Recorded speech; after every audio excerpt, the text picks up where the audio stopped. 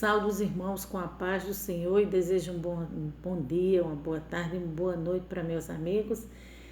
E nesta hora eu vou deixar uma palavra para a sua meditação que se encontra no livro de Êxodo. Êxodo capítulo 28.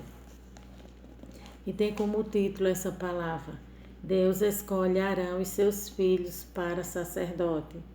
Depois tu farás chegar a ti teu irmão Arão e seus filhos com ele do meio dos filhos de Israel para me administrarem o ofício sacerdotal, a saber, Arão, Nadab e Abiú, Eleazar e Itamar, os filhos de Arão. E farás vestes sagradas a Arão, seu irmão, para glória e ornamento. Falarás também a todos os que são sábios de coração, a quem eu tenho enchido do espírito da sabedoria, que façam vestes a Arão para santificá-lo, para que me administre o ofício sacerdotal. Aí aqui no 4 fala: estas, pois, são as vestes que farão um peitoral, um éfode e um manto e uma túnica bordada, uma mitra e um cinto farão, santas vestes para Arão, teu irmão, e para seus filhos, para me administrarem o ofício sacerdotal. No versículo 16 fala: quadrado e duplo será de um palmo teu comprimento e de um palmo sua largura. Versículo 17 fala: e o encherás de pedras de engaste com 4 ordens de pedras, a ordem de um sárdio, de um topázio e de um carbúnculo. Esta será a primeira ordem. Versículo 30 fala: também porás no peitoral do juízo Urim e Tumim, para que estejam sobre o coração de Arão quando entrar diante do Senhor. Assim Arão levará o juízo dos filhos de Israel sobre o seu coração diante do Senhor continuamente. Amém? E o versículo 36 fala: também farás uma lâmina de ouro puro e nela gravarás como as gravuras de selos, santidade ao Senhor. Glória a Deus. Essa palavra aqui do versículo 28 do livro de Êxodo, Deus está falando para Moisés que ele tem que separar o seu irmão, consagrar o seu irmão, né, para ser um sacerdote. Então Deus escolheu Moisés para ser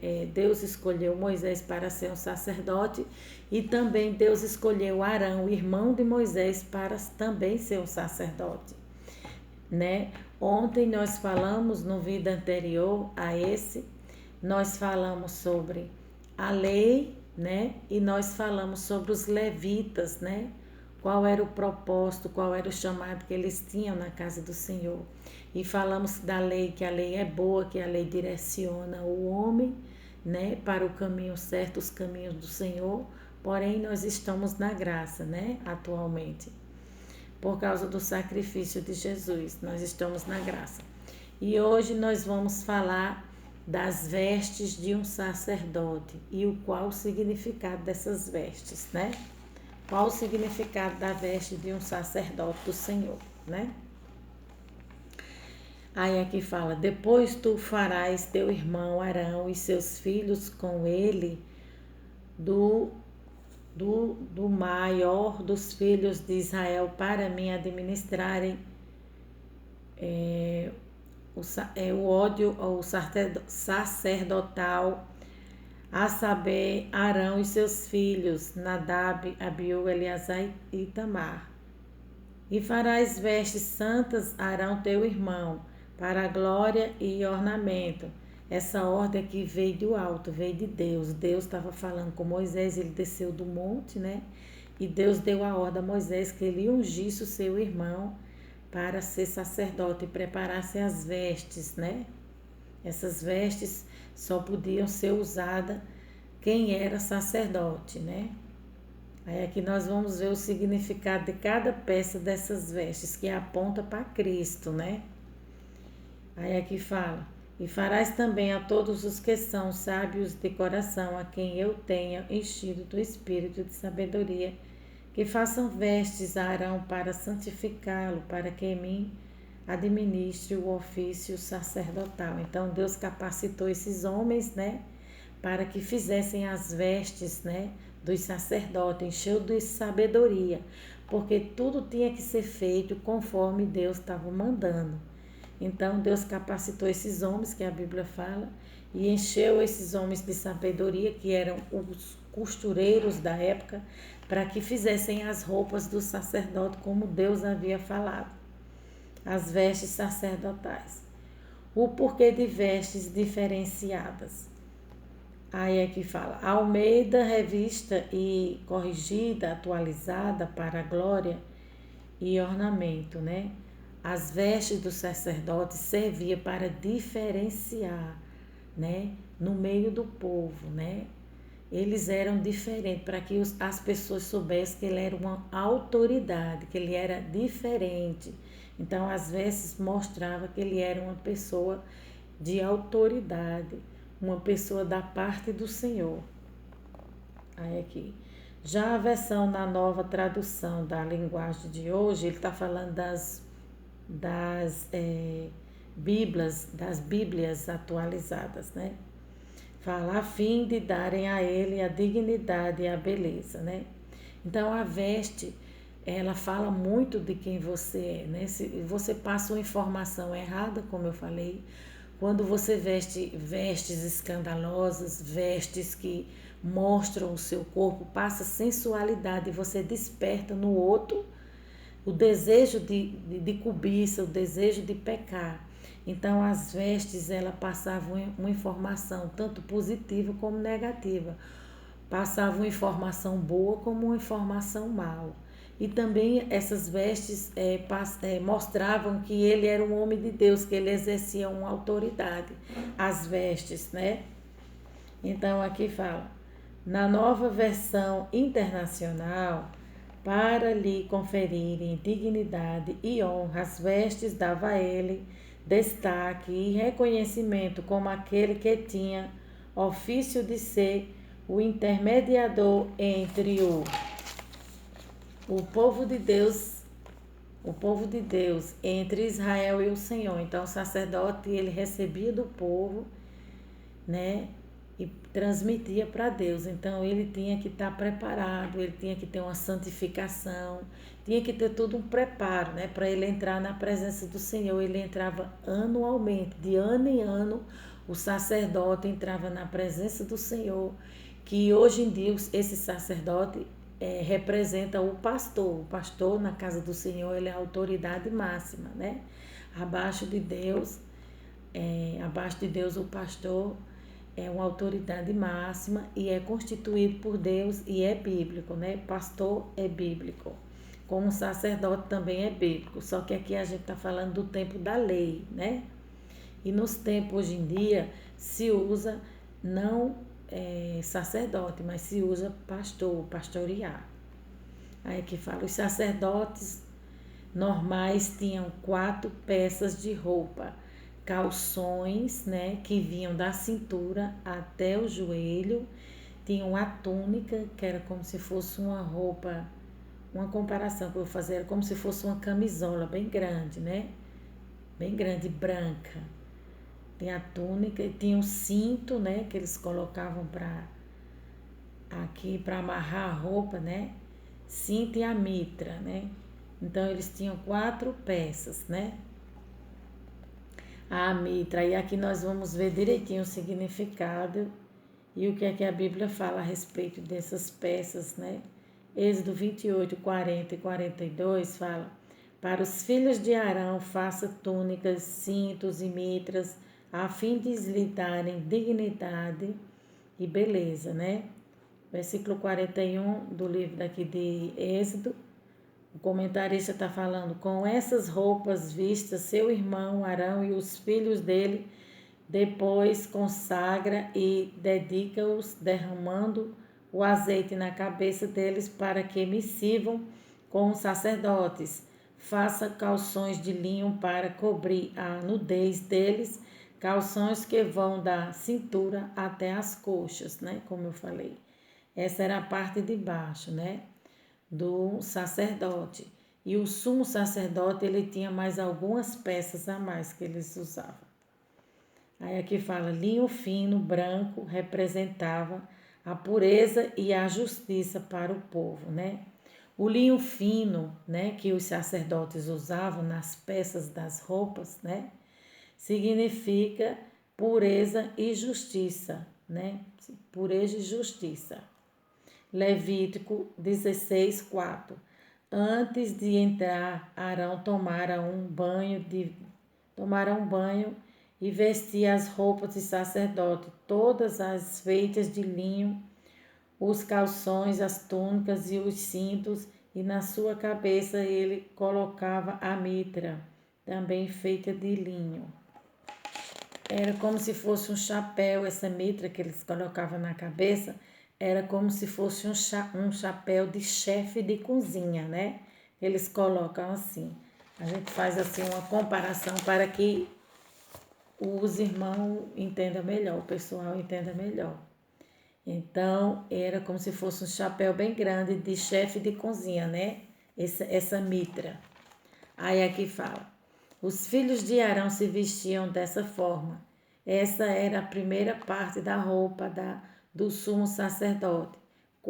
Quatro peças, calções, a túnica de linho e o cinto e a mitra. Então, eu como não sei desenhar, né? Não sou especialista em desenhar, eu fiz um bonequinho, né? Aqui mais ou menos, e vou dar uma explicação. Então, aqui eu não sei se vocês estão vendo direito aí, não. Mas aqui tá o bonequinho que eu fiz, que significa o sacerdote, né? Aí aqui tá falando a mitra, é o chapéuzinho que fica acima da cabeça dele. Aqui, ó, essa camisola aqui é as vestes que a Bíblia fala, né? Os calções que ficavam por baixo dessa camisolinha aqui, que eles usavam. E aqui era a túnica, né? Que eles botavam a túnica. E o linho e o cinto, ó. Aqui o cinto e a mitra. Tá vendo? Que é aqui no chapéuzinho. Tomara que os irmãos tenham entendido. Eu não sou especialista em desenhar, mas eu fiz para que os irmãos tenham noção. Porém, o sumo sacerdote vestia outras peças que completavam as roupas ou as vestes do sumo sacerdote. Quem são elas, né? Quais são elas? Além dessas peças, a roupa do sumo sacerdote possuía a êfase, era um manto feito de estofo azul com trançados de carmesim, púrpura e fios de ouro. Êxodo 28, 4 e 6, né? Aí aqui eu fiz também, aqui não foi eu não, aqui já foi a minha menina, né? Aqui eu tô me enganando, aqui foi, eu tô enganando, tô dizendo que fui eu, mas não, eu fiz o de cima, esse aqui é a roupa do sumo sacerdote. Esse de cima é a do sacerdote, né? Eram 4 peças. Esse aqui eram as peças, era mais, né? Aí aqui essa peça aqui grandona, que ficava por cima dessa daqui, era um manto azul, né? Aí aqui tem essas, no peito tinha essa, como se fala? Como se fosse uma placa grande representando as 12 tribos de Israel. Vendo? Aí aqui tinha o ênfase, o peitoral, essa que eu falei era o peitoral, que representa as 12 tribos de Israel.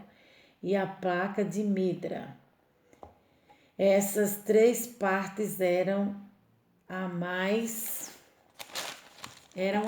né, que tinham na roupa do sacerdote. Aqui fala, essas 3 partes eram a mais que tinham na roupa do sumo sacerdote. Só ele que podia entrar no templo anualmente para interceder pela vida do povo de Deus, pela vida de Israel.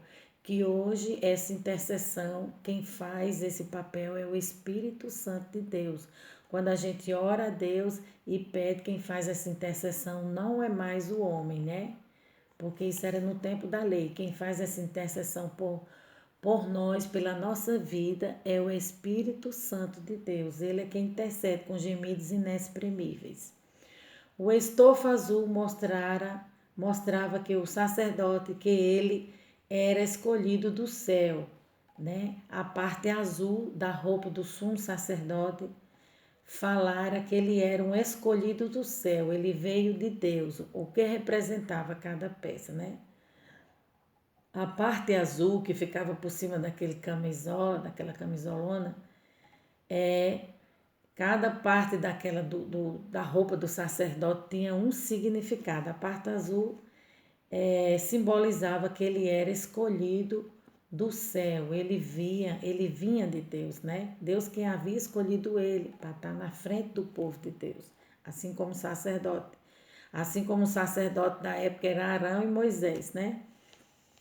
O carmesim que tinha na roupa do sumo sacerdote era representado de Deus, mas que ele também, o carmesim era um representante de Deus, mas que ele também representava a morte. O carmesim era o vermelho. Por quê? Porque o ofício do sacerdote era sacrificar os animais. Um dos ofícios era sacrificar os animais, né? Em favor do povo. Então, por isso que tinha o vermelho na roupa do sacerdote, que significava, né? Autoridade significava morte também, né? Que representava, o carmesim representava Deus, mas que ele também representava a morte. Então, só quem tem direito de tirar a vida é Deus, né? Mas aqui o sacerdote ele tinha direito de tirar a vida dos animais para sacrificar, para expiar os pecados das pessoas. Porque antigamente, como eu falei, né? O pecado do povo, a dívida do pecado era paga com a morte dos animais. Então, quem fazia esse papel eram os sacerdotes e os levitas, né? Então, ele tinha essa autoridade, estava registrado isso nas suas vestes. O púrpura, né? Púrpura da roupa do sacerdote. Púrpura fala da realeza e ele era rei e sacerdote, porque nessa época o rei era Deus. Não havia rei, ele era um líder espiritual do povo. Ele era a autoridade máxima, né? Até os reis vinham diante dos sacerdotes para se aconselhar. E os fios de ouro que tinha na roupa do sacerdote representa a divindade. O representante de Deus diante do povo. Quando o povo queria consultar a Deus, quando o rei de Israel, eles queriam consultar a Deus, vinha o sacerdote e eles eram os portas-vozes de Deus para o povo. Agora, quando acontecia dos sacerdotes se corromperem e desviarem de Deus, começavam a servir a outros deuses, aí Deus tinha que levantar profetas e os profetas eles tinham o ofício de denunciar os pecados dos sacerdotes, dos reis e do povo. Então nada fica oculto, né? Nada fica escondido. Se um sacerdote daquele se corrompesse, fizesse as coisas erradas, aí Deus levantava, né? Deus tinha outra arma. Deus levantava o profeta, por isso que existe a boca do profeta é a boca de Deus, né? O profeta de Deus. Quantas vezes Deus não levantou a boca de Jeremias, usou Jeremias para falar com os reis da época, né? Que saíssem do pecado, que deixassem o pecado de lado. Então, aqui, se o sacerdote se corromper, ele está falando, Deus levantava um sacerdote, não, Deus levantava o profeta para mostrar para o sacerdote que ele estava errado, né? Mas enquanto o sacerdote estava na presença de Deus, ele era o porta-voz de Deus para o povo. Então, tudo que o povo queria, né, resolver a respeito de pecado, né, alguma pendência que o povo tinha, algum sacrifício, Tudo que o povo queria resolver era diante do sacerdote. O sacerdote era quem intermediava, era quem intercedia pelo povo, recebia do povo e levava para Deus. Êxodo 28, 4 e 6 fala: Estas, pois, são as vestes que farão um peitoral e um êfase, e um manto e uma túnica bordada, uma mitra e um cinto farão, pois santas vestes para Arão, teu irmão, e para teus filhos, para me administrarem o ofício sacerdotal. As coisas de Deus são altamente organizadas, né? A gente vê por aqui que aqui há uma organização em tudo que está sendo feito, né? Deus é muito organizado e Deus também quer que a gente imite ele, seja também assim organizado aqui na terra, em tudo que a gente for fazer, né? Como filho de Deus, a gente tem que imitar ao nosso Pai Celestial. Aí aqui fala: e tomar o ouro e o azul e a púrpura e o carmesim e o linho fino.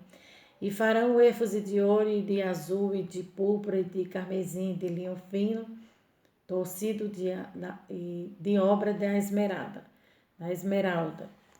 Deus mandou colocar nos umbrais duas pedras de ônix com o nome das 12 tribos de Israel.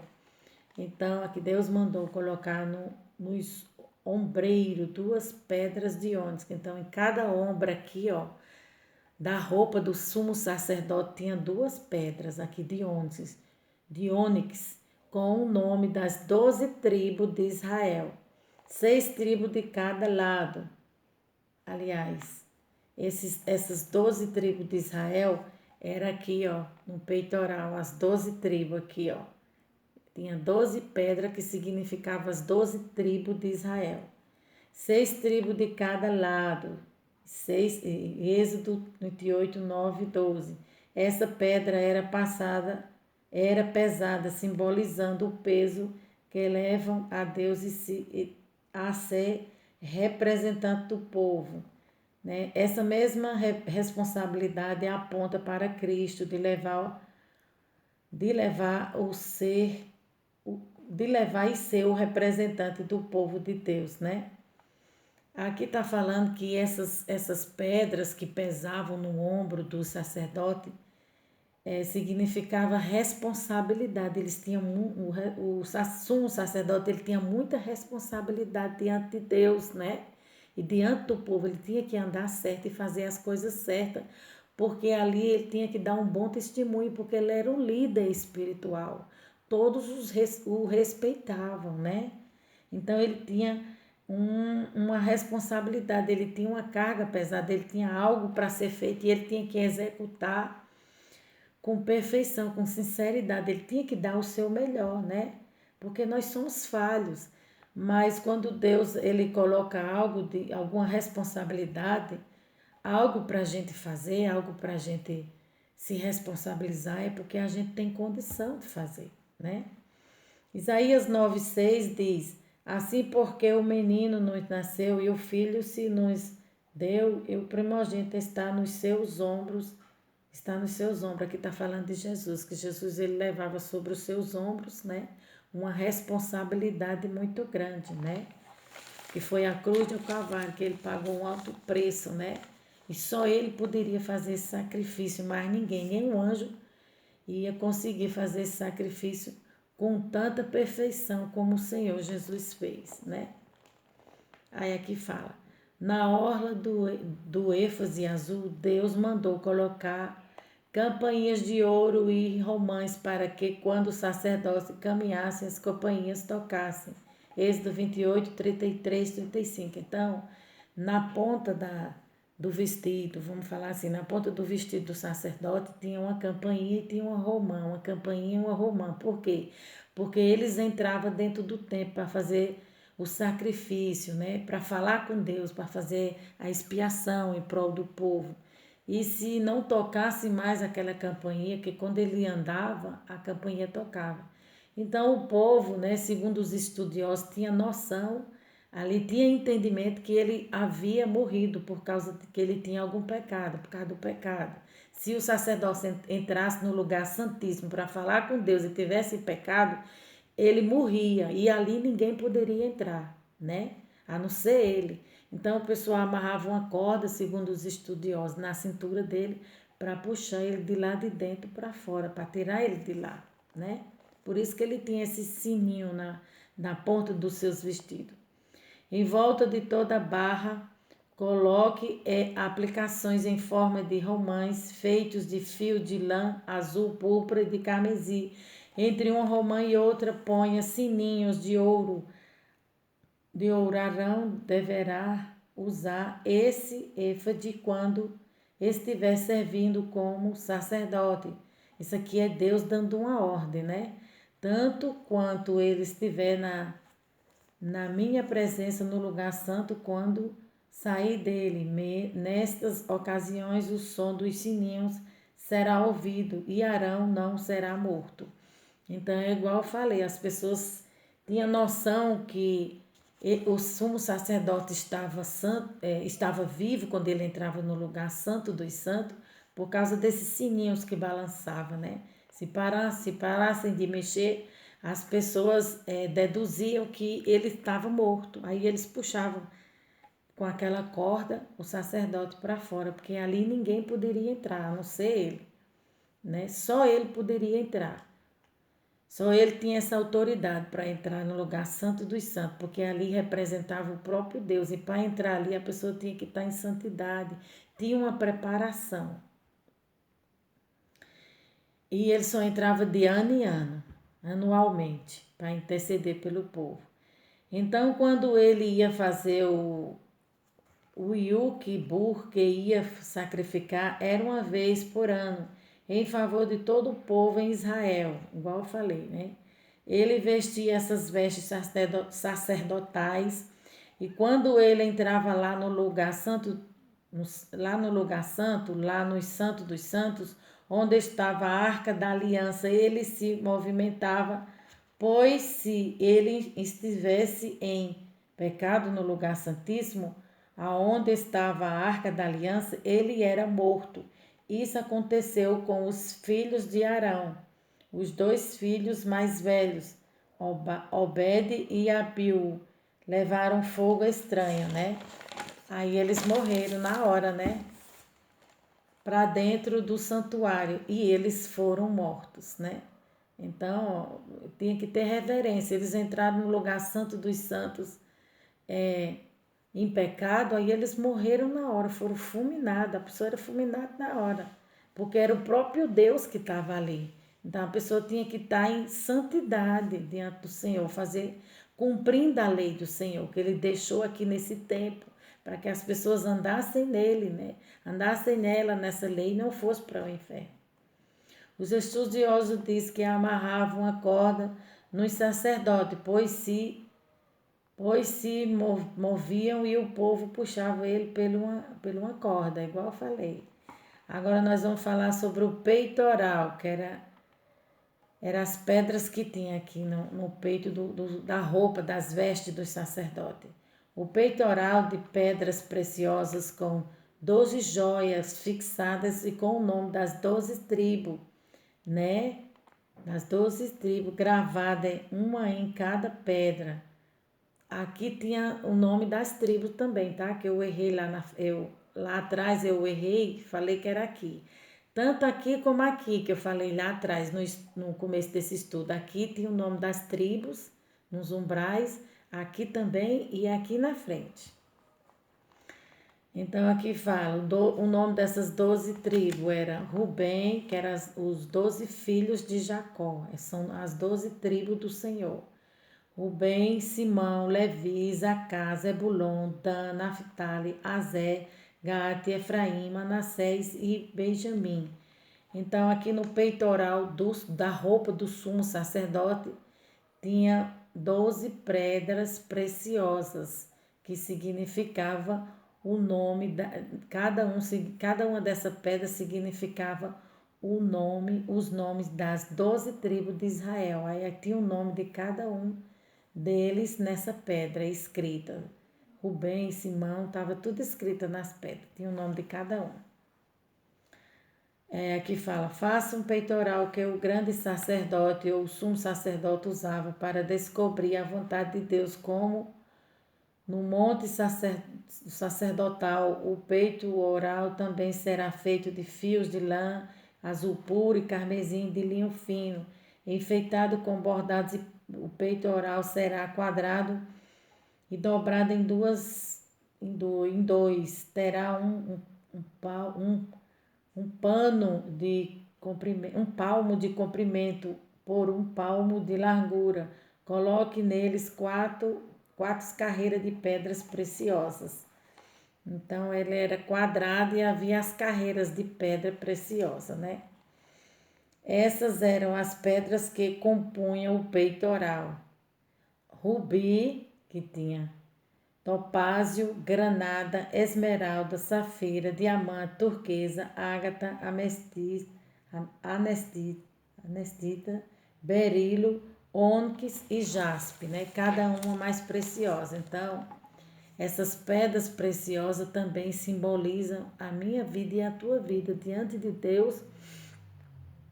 Você é como essas pedras preciosas, né? Porque essas pedras preciosas tá significando as 12 tribos de Israel, né? São 12 pessoas, 12 vidas. Então você é preciosa tanto quanto essas pedras, né? Você é preciosa para Deus mais do que uma pedra, mais do que uma dessas pedras de diamante. Você é muito precioso para o Senhor. É isso que Deus quer falar nesta hora. Aí aqui no meio desse peitoral, né? No meio desse peitoral que eles tinham aqui, havia um lugar assim, um bolsozinho que eles colocavam duas pedras que o Senhor mandava eles colocar. Toda vez que eles queriam consultar a Deus, eles botavam essas pedrinhas, duas só, que eram diferentes das outras, que se chamava Urim e Tumim, né? Aqui o peitoral fazia uma bolsa onde dentro ficava o urim e tumim. No meio do peitoral havia uma bolsa aqui e eles colocavam duas pedrinhas que Deus mandava, urim e tumim. Significavam luz e perfeição, o nome dessas duas pedras. E toda vez que eles queriam consultar a Deus e fazer alguma coisa, eles colocavam essa pedra do lado do coração. Aí Deus falava com ele se era para fazer ou não. Esse nome aparece na Bíblia 7 vezes, Urim e Tumim, 7 vezes. Serviam para saber a vontade de Deus sobre uma questão importante, né? Eles ficavam dentro da bolsa, num peitoral, né, do sacerdote. Êxodo 28:30, ponha Urim e Tumim dentro do peitoral para que estejam em cima do coração, tá vendo? De Arão. Quando ele estiver na minha presença, nessas ocasiões, Arão deverá usar o peitoral para que ele possa